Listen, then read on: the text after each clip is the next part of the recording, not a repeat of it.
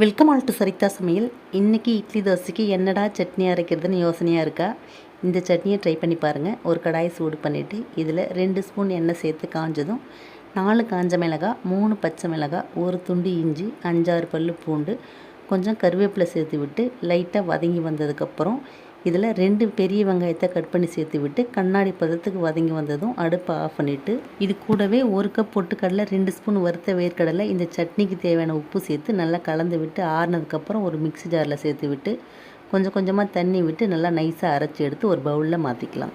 இப்போது நம்ம சட்னிக்கு தேவையான அளவு தண்ணி சேர்த்து நல்லா கலந்து விட்டுடலாம்.